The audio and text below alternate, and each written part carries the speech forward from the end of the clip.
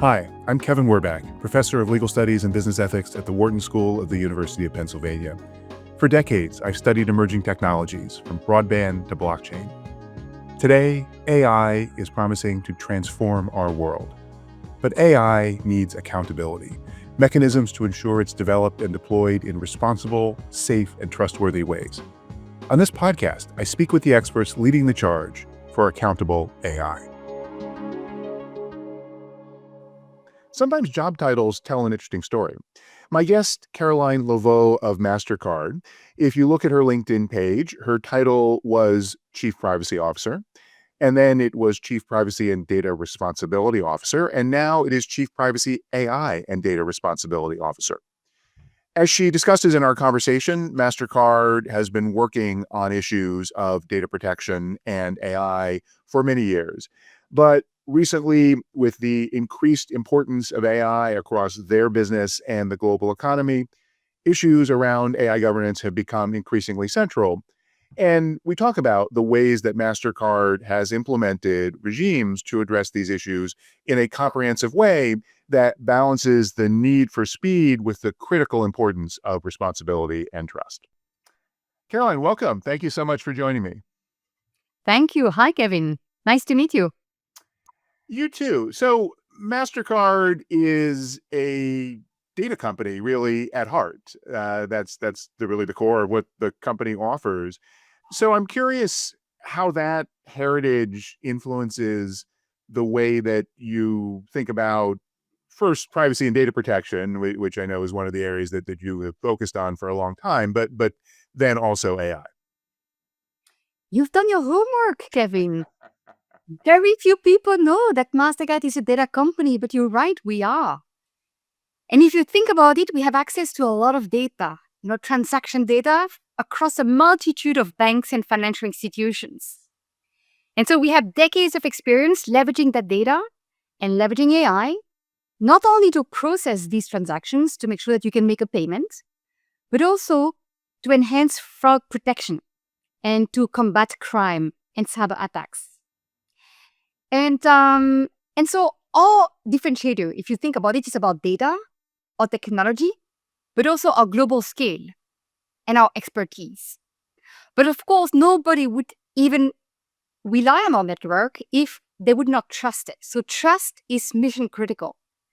And this is the reason why back in 2019, we launched what we call our data and technology responsibility principles. These are a set of consumer-centric principles that guide everything that we do with data and AI across the company. And look, they are very easy to understand for non-experts. It's your data, you control it, you benefit from it, and we protect it. As simple as that.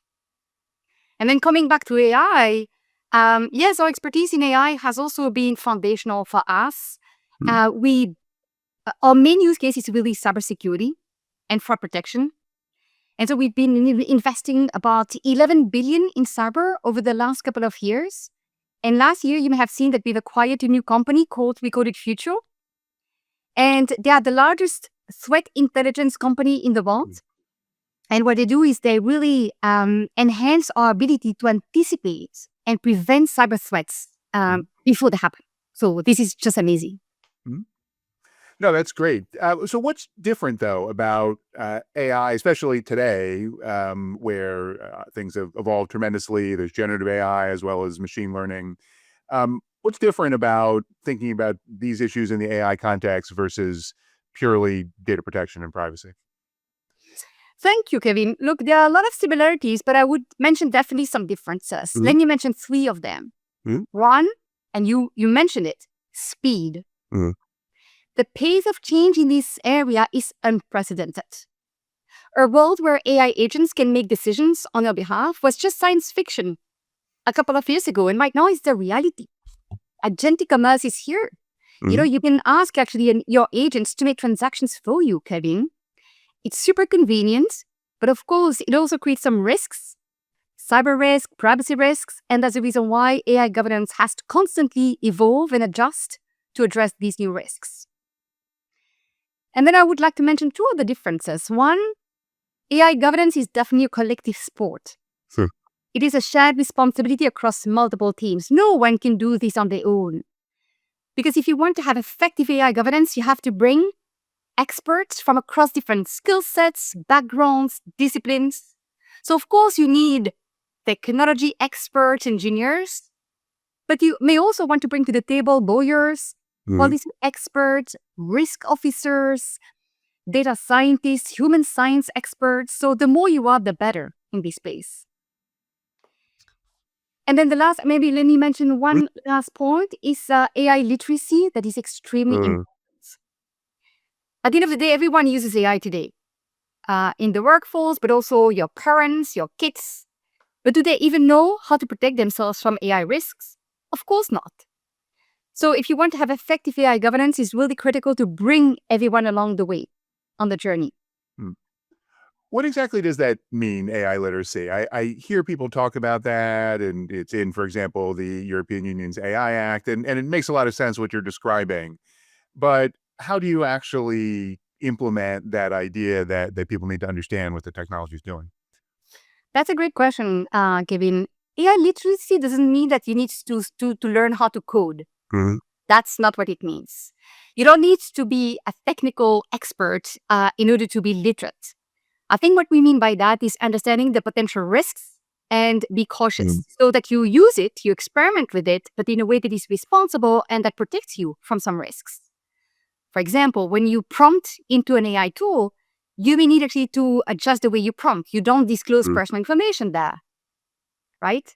You understand that what comes back may not be the reality. You may want to validate your sources or double check the responses. Understand that there may be bias in the response. So it's more like about understanding the limitations of AI and how to make the most of it so that it benefits you without actually creating some risks for you. Does that make sense? Absolutely. Absolutely. No, and it's important to understand all these pieces come together. There's a number of things in that you already said that I want to follow up on, but let me just push you a little bit more on some of the practicalities. So there is this notion in privacy of privacy by design that you have to implement privacy protection all the way throughout the life cycle of data.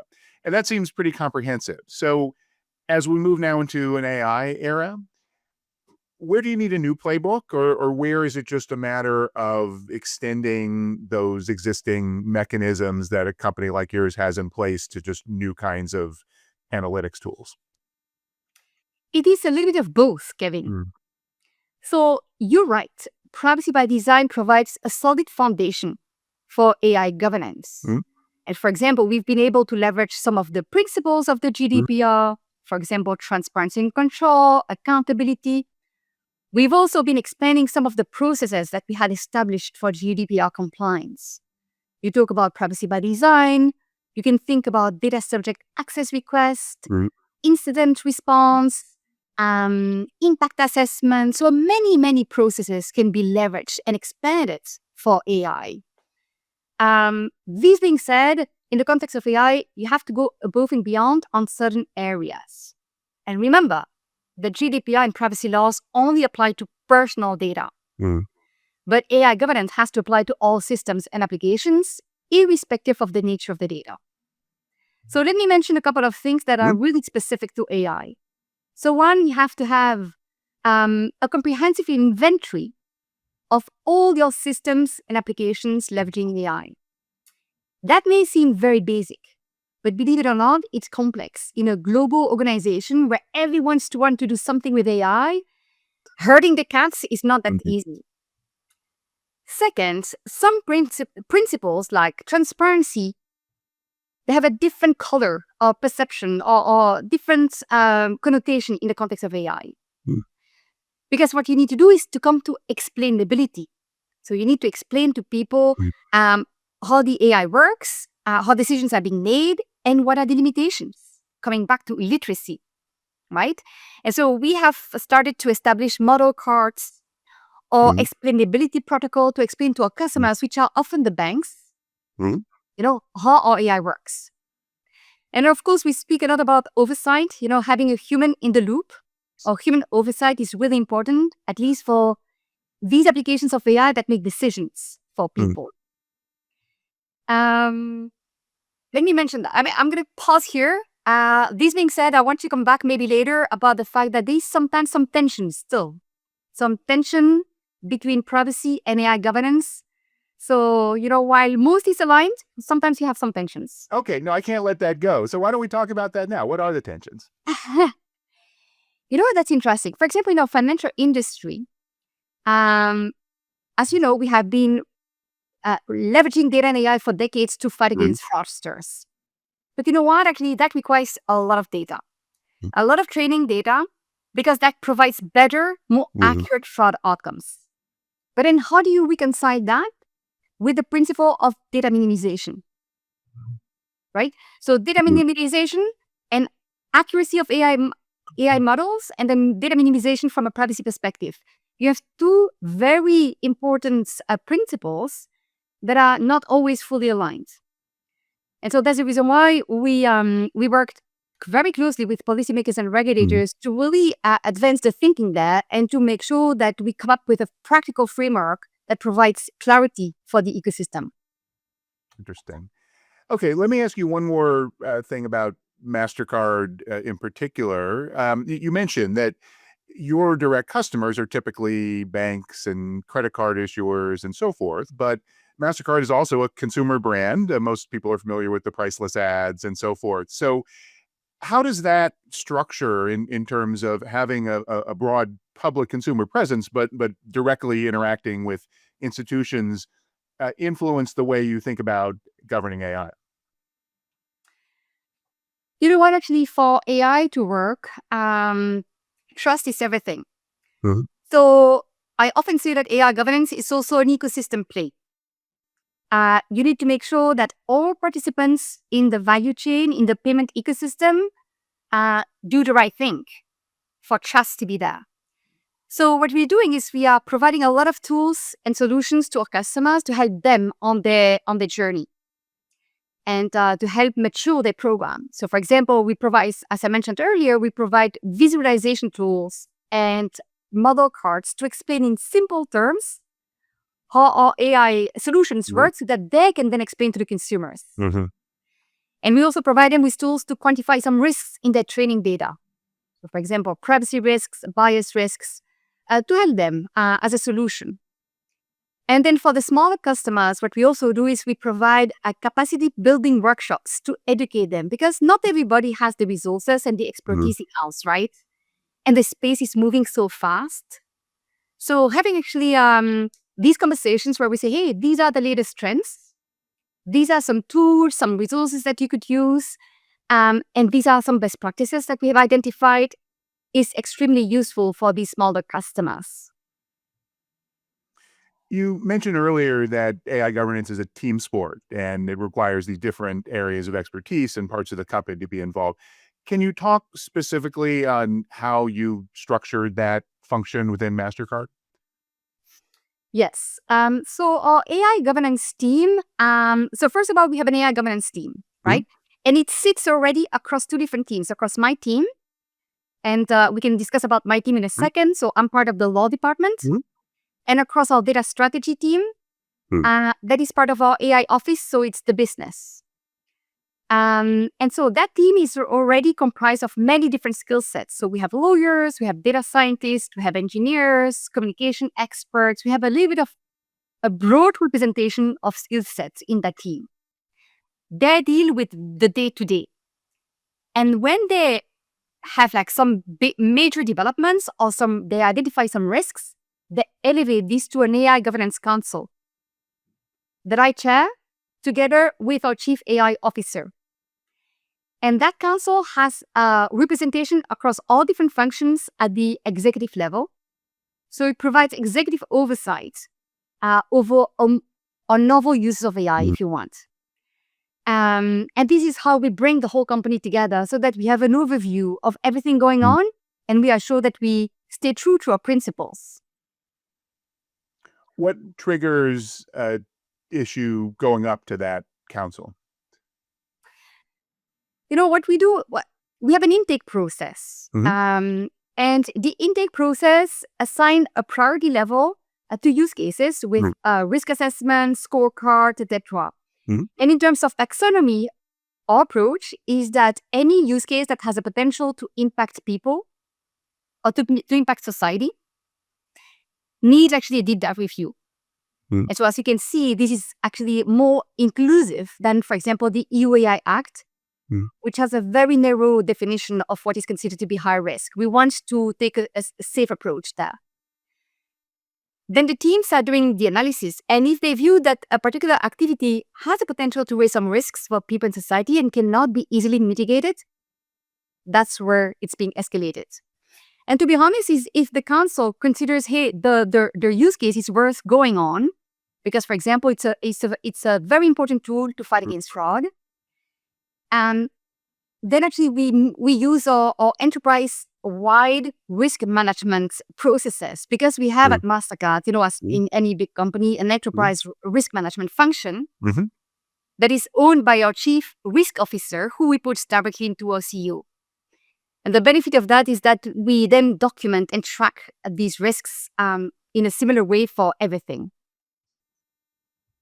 That's a lot of different parts of a big organization, right? You've already got legal, compliance, privacy, AI, business, and risk. So how do you effectively encourage those different groups to work together? That's a great question. You know what? I think the answer is very simple. The tone from the top, Kevin. Once you have a very clear message from the top, everyone wants to play around and wants to play with you, right? And wants to help out and wants to be part of the success. Data and tech responsibility is part of our corporate objectives every year. And we just had last week, we had a leadership offsite with our CEO in Boston. And these topics have been, again, front and center, including responsible AI. Not only AI innovation, but in a way that is responsible. So we think that the companies who are going to win in the next decade are the ones who can innovate fast, at scale, but also do so responsibly. And Although we think there's a tension there, isn't there, between those two things? Say it again? I'm sorry to cut you off, but maybe it goes back to something you alluded to before. People think fast and responsible are inconsistent sometimes. I think that's the easy route. I think it's definitely possible. And our company is convinced about that you can do both. And if you want to be sustainable in the long run, you have to choose a path of responsibility and trust. No, that's great. And obviously, every company is struggling with these issues. Is there anything else that you can talk about within either the culture or the message that comes down from senior leadership at Mastercard that gets people across the organization to accept that framing? I think it's also about repetition, right? It's good to have it in your corporate objectives, but at every single town hall, this is brought back to the scene. And so all employees hear that on a very regular basis from the top of the house, and that makes a huge difference. And you know what? I think it also, you want to make sure also that your legal team has the right mindset. It's not about saying no, it's about if, yes, if, right? And finding solutions together. Right now, there are so many exciting, for example, technologies, Kevin, like privacy-enhancing technologies that help data to be collected, used, and shared in a way that you can extract the value from the data and from AI, while fully protecting privacy, security, and confidentiality. I'm thinking, for example, about synthetic data, that is fake data, right? Yep. You can use that actually to train your models. And so you can extract all the values from your AI models, but it's fully compliant with privacy because it's not about real people's data. And there are many, many new technologies there. So I think it's also about being creative, about striking the right balance between fast and responsibility. You mentioned before that, for example, in some areas, your internal process goes beyond what's required by the EU AI Act in terms of what triggers a high-risk review. Can you talk more about, there's a variety of external standards and frameworks like the NIST AI Risk Management framework in the US and ISO standards and so forth. What do you look to or benchmark against in thinking about how you apply these principles? So we've decided to establish a single global framework that applies globally. One. And then we incorporate all these standards and legal requirements into our framework. And so the EU AI Act has been one of them. The NIST Risk Management Framework has been another. We've been looking at the Singapore frameworks as well. And so we update our framework on a regular basis to make sure that it reflects all these requirements and standards. And of course, it's grounded in our data and tech principles as well. By doing so, we provide the business with a one-stop shop. And they just love it. Sometimes it's much easier to deal with one standard, even if it's a strict one, rather than a multitude of different standards around the globe. It's just not manageable if you want innovations to scale. We try also to automate some of the risk assessments as much as we can to make it easy for our AI innovations to go fast, so that we automate for low risk and we have a deep dive review for what we consider to be higher risks. And then the last thing that we do there, we are heavily engaged with standard setting bodies and with policymakers to really promote and to advocate for convergence of standards. It doesn't serve anyone, Kevin, to have fragmentation of standards, right? The more we can align on key principles, the better for everyone. How do you see the evolution of global standard setting in this area going? We are on the journey there. We're on the journey. And the thing is, it's not only about AI standards, right? I think if you want actually to make it work for AI, you also need to have some convergence on data standards. And to be honest, today we face really a patchwork of complex and fragmented standards when it comes to data. And data is being regulated by privacy laws, but also payments laws in many different regulations. I often talk about the soup of digital regulations. And unfortunately, these laws, they overlap and they sometimes diverge or even conflict with each other, which is very challenging to navigate. So yes, I think we have to continue to advocate for this convergence, which is really, really important. Yeah, I hear this a lot from professionals in this area, from major companies, that there's an assumption that people have that industry wants no regulation and complete freedom to do everything. And no, and I think what you're making is an important point, that if there's clear standards and it's aligned with the business objectives, then that's advantageous to a company like yours. To be honest, I think that Mastercard has a history and track record of innovating, taking actually the regulations to innovate. So for example, back in 2018, when the GDPR came into force, everyone at the time was still struggling with just basic compliance. We have used GDPR as a catalyst for innovation. At the time, we created Truata, which is a combination of trust and data. And it's a company offering privacy-enhancing technologies so that companies can continue to innovate with data and conduct analytics in full compliance with the GDPR. And so I think there are many ways to innovate with regulations. I think, again, the worst-case scenario is fragmentation. Yeah, and related to what you just described, there now is a whole industry of AI governance and data protection service providers. All of the big consulting firms have major practice areas in this field. How much are you able to build in-house versus needing to or wanting to use that external expertise? We've built our AI governance program back in 2018. It was way before the AI hype. At the time, no one was talking about AI. And so there was none of these providers were there at the time. So we've built everything by ourselves from scratch. This being said, of course, we are constantly investing in our program, and we are on the lookout for solutions and technologies out there that could complement what we've built in-house. And so we are looking at different partners. We're also working with a number of academic institutions and tech providers to see actually how we can further enhance our program. And then we are also joining, we've joined as a member of the Data and Trust Alliance. I don't know whether you are familiar with them. So one of the pillars in their goal is to publish best practices. Because you don't have that many. I mean, you have the typical standard setting organizations where it takes a long time to publish standards. But actually, people and companies are eager to understand, actually, for example, what bias testing means in practice, what explainability means in practice. And so I think having some, the Data and Trust Alliance is a not-for-profit coalition of organizations. And for example, one of the standards and best practices that we've published is about data provenance, understanding where your data comes from, and being able to trace it back throughout their life cycle, which is extremely important for AI governance. So yeah, that's what we do. What would you say is the biggest challenge that you face right now in AI governance?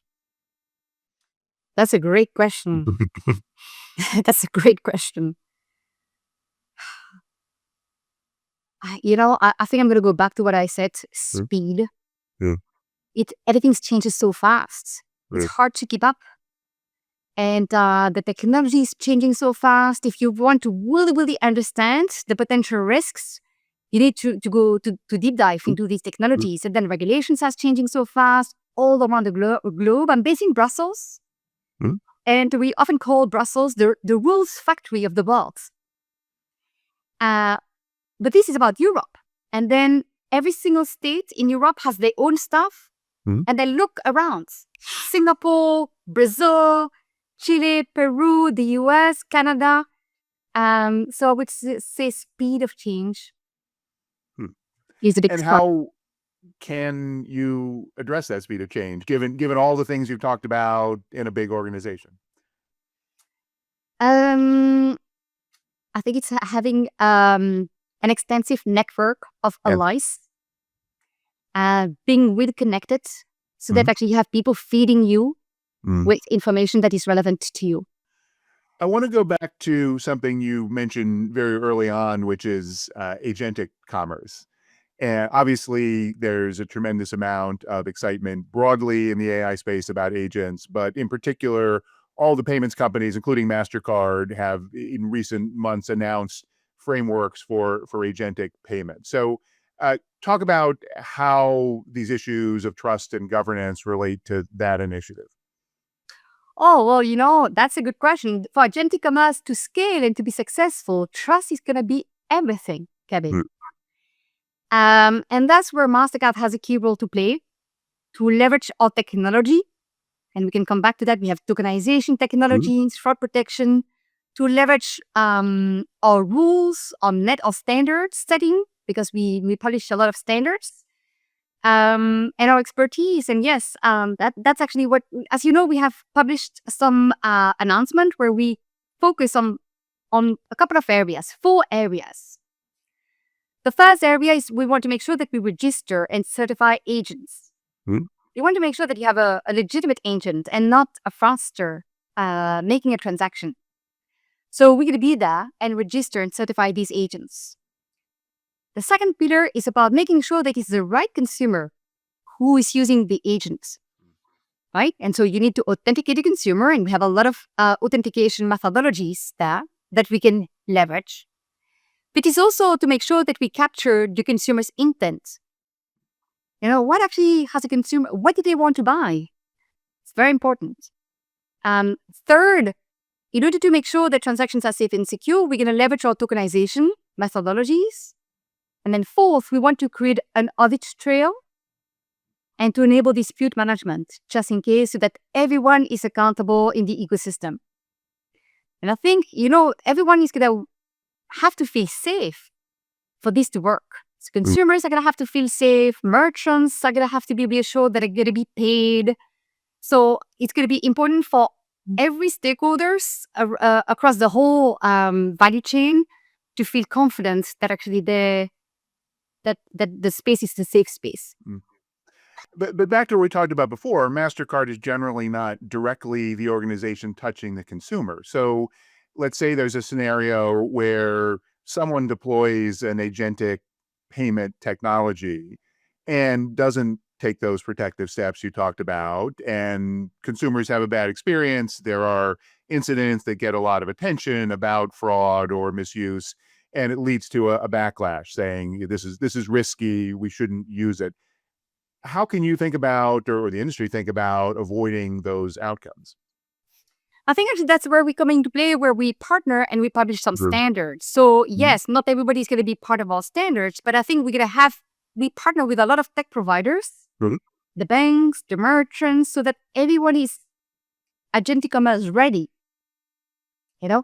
And I think everyone is going to have an incentive to be part of that network, because they know that actually it's the way that safe transactions take place. Now, if there are some other providers out there who do not want to abide by these rules, but consumers are going to know, because we're going to make sure that it's very clear to consumers if they take place in that safe environment where everybody is bound by the same rules, or whether they want to do this separately. So I think we're gonna have to be very transparent to consumers about what they agree to. So one final thing, as you talked about, you've been at this for a long time at Mastercard, on both data protection and AI governance. Many companies now are just realizing that they need to put these kinds of mechanisms into place given the explosion of AI activity. What would your advice be to a company in terms of where they should start in this process? That's a great question, Kevin. And I would definitely say appoint someone as responsible for AI governance, and give that person the mandate actually to make it happen, and make sure that the tone from the top is very clear that the mandate is about AI innovation together with Mm. AI responsibility, because that's the magic formula to have success. Fantastic. That is a perfect place to stop. Caroline, thank you very much for being with me. Thank you, Kevin. This has been The Road to Accountable AI. If you like what you're hearing, please give us a good review and check out my Substack for more insights on AI accountability. Thank you for listening. If you want to go deeper on AI governance, trust, and responsibility with me and other distinguished faculty of the world's top business school, sign up for the next cohort of Wharton's Strategies for Accountable AI online executive education program, featuring live interaction with faculty, expert interviews, and custom-designed asynchronous content. Join fellow business leaders to learn valuable skills you can put to work in your organization. Visit execed.wharton.upenn.edu/ACAI for full details. I hope to see you there.